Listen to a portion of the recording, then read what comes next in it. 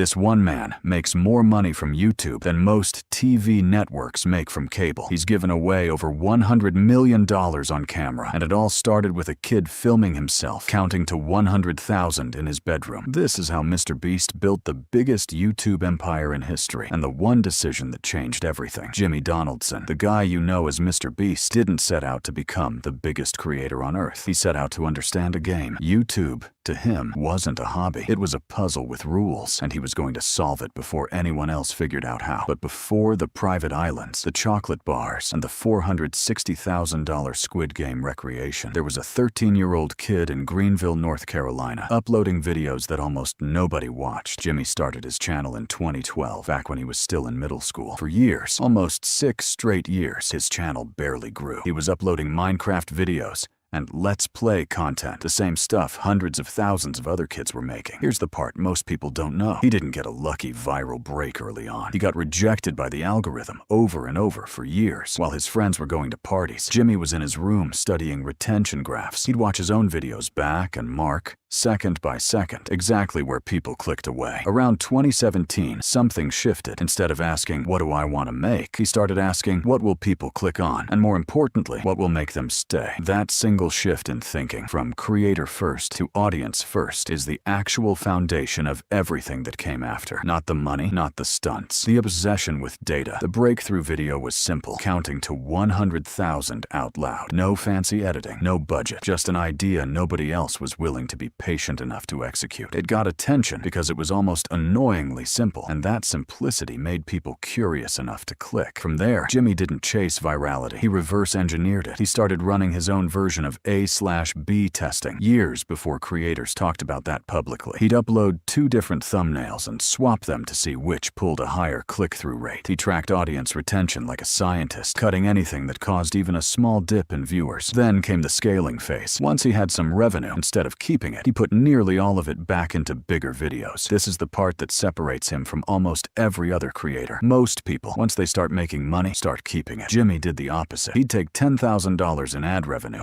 and spend $9,000 of it making the next video bigger. That's how you got things like giving away a private island, buying out an entire store, or paying someone's tuition on camera. Every video became an investment in the next one, compounding like a business reinvesting profits into growth instead of paying out to a founder. By 2020, this compounding had turned into something else entirely, a full production company. Beast Philanthropy, Feastables, MrBeast Burger, later Beast Games, on Amazon, with what's been reported as one of the largest budgets ever put into a competition show. What started as one guy with a camera became a company with hundreds of employees, warehouses, and film crews. The strategy scaled because the principle never changed. Understand exactly what keeps people watching, then remove everything that doesn't serve that goal, including his own ego about what kind of content he wanted to make. Here's the moment that really shows what separates MrBeast from everyone trying to copy him. When his videos started costing hundreds of thousands, even millions of dollars to produce, most people expected the return on investment to shrink. It didn't, because he wasn't spending money for spectacle. He was spending money on retention. Bigger stunts meant longer average view duration, which meant the algorithm pushed his videos harder, which meant more ad impressions, which meant the spending paid for itself, and then some. This is the counterintuitive truth at the center of his entire empire. He never optimized for going viral once. He optimized for a system that would keep producing hits, video after video, for years. That's not luck. That's treating a YouTube channel like an actual business, with reinvestment, testing, and relentless focus on one metric: how long does someone stay watching? So when people say MrBeast got lucky, they're missing the entire story. 6 years of near-invisible grinding, thousands of hours studying his own retention data, and a willingness to reinvest almost everything back into the next video instead of pocketing the profit. That's the real formula, not the stunts, not the money giveaways. It's discipline dressed up as entertainment. If you want to actually understand how creators build channels that last, not just one viral hit, hit subscribe, because that's exactly what we break down on this channel every week.